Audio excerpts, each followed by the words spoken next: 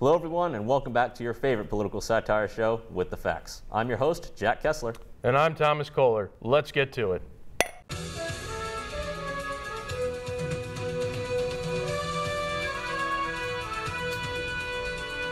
You know the saying, when hell freezes over? Well, it looks like the devil's gone down to good old Texas, as the violent blizzard that has gripped the Midwest has Texas, of all states, spiraling downwards into 20 degrees below zero.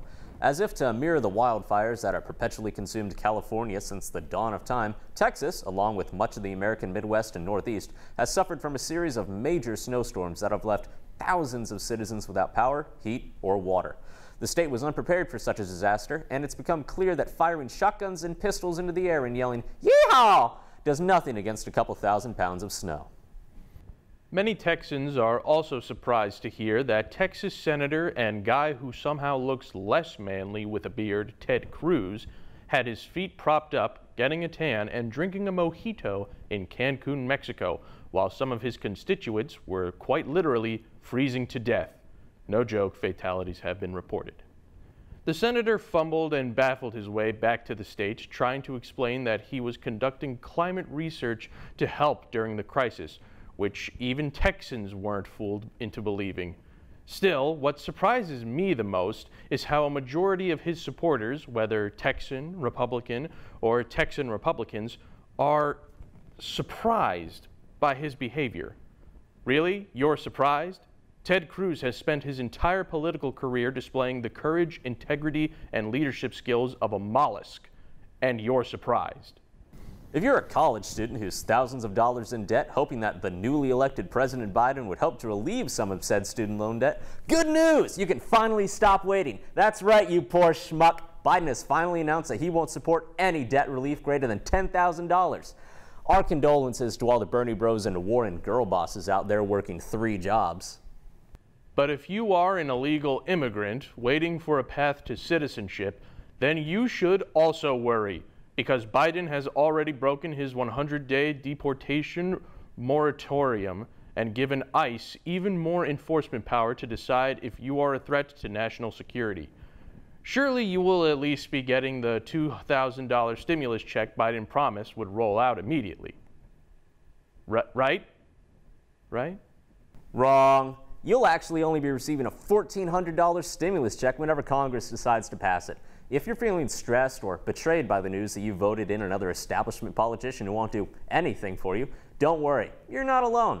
We would suggest you take a day for yourself and go out, but unfortunately, we still live in a pandemic. New York Governor Andrew Cuomo has come under fire recently, with state representatives from both sides of the aisle accusing the governor's administration of underreporting COVID-related deaths in New York nursing homes by almost 50%. But hey, what are they angry about? Everyone knows that once you're a public figure, ethical principles don't apply to you, and there's no pressure to be honest or reliable. Honestly, you can't blame the guy. Why tell the truth when you can lie and look even better than you would if you reported statistics accurately? Governor Cuomo is also accused of having run the state through a mixture of verbal and physical intimidation. Various state senators recall being woken up in the middle of the night by a call from Cuomo, during which he'd harass and lambast them for going against his orders. Taking another page out of the Tony Soprano Book of Good Management, the governor and his aides have covered up these allegations like so many explicit nipple rings. I guess having a governor who LARPs as a character from The Godfather is just part and parcel of living in New York. On the same day that Biden was sworn into office, he signed yet another executive order to rejoin the Paris Climate Agreement.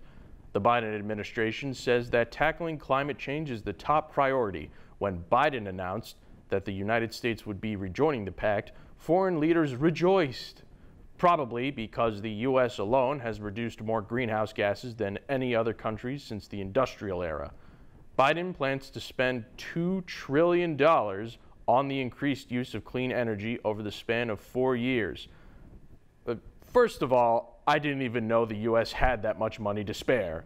Second of all, if we had that money, why is our national debt still increasing? I mean, I guess if we had to choose between the earth blowing up or sinking deeper into national debt, we'd have to choose the latter. Still not sure where Biden is going to get all of that money, but I guess that's not my business. Well, that's this week's episode of With the Facts. I'm Jack Kessler. And I'm Thomas Kohler. Thanks for joining us, and we'll see you next time.